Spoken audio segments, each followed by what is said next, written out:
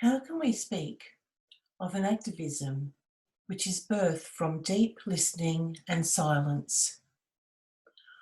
What do we mean when we begin to listen, pay attention, and allow for the voices of the living world around us? I want to tell you a story of vulnerability and of resilience, of love and grief. This is a story about a friend of mine. We're about the same age. Though I have travelled to many lands, they have stayed in one place. We live on the same street. It is a street lined with trees of both the local and introduced species. My friend moved in many years before I arrived. Do you remember? I do.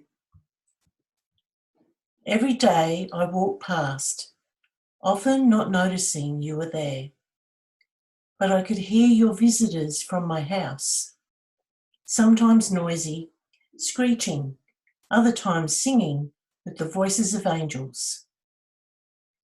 Everyone knew your place was a safe place to hide. And although we never spoke, we understood each other through a language only we could share. You stood there, beautiful, strong, and silent, until the day of the storm. The winds were wild that afternoon, with hail raining like bullets across the city. There was nowhere to hide, nowhere to escape.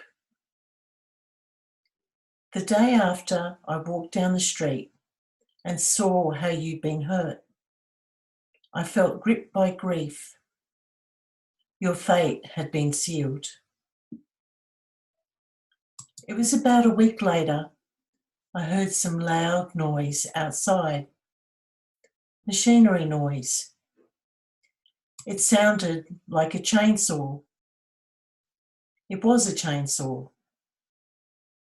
I could not hear your other friends. They had left. The street fell silent. The breeze was not whispering in the trees that day. It hurt me to look at what they'd done to you, stripping you bare, but leaving you stranded. A statement of violence. A testimony of how the city reduces, controls. Your home no longer a safe place. I felt at that time that you were doomed to perish, vulnerable to the extremes of weather. I did not realise your vulnerability was also your resilience. What would have killed me breathed life into you.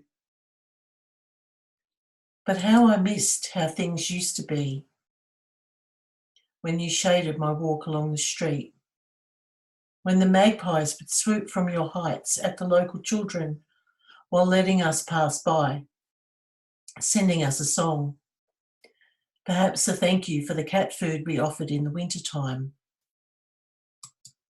And while you will never be the same, nor will I,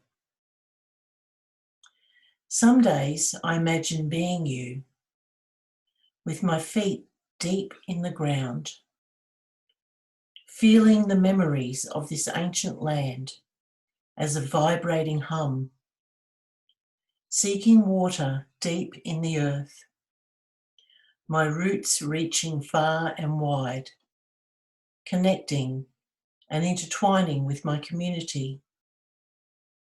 A torso strong yet flexible, able to bend in the wind. My arms reaching high into the sky. And then I remember things are not the same for you. And I hope that one day soon, you'll be able to reach into the sky again and give shelter to your noisy friends.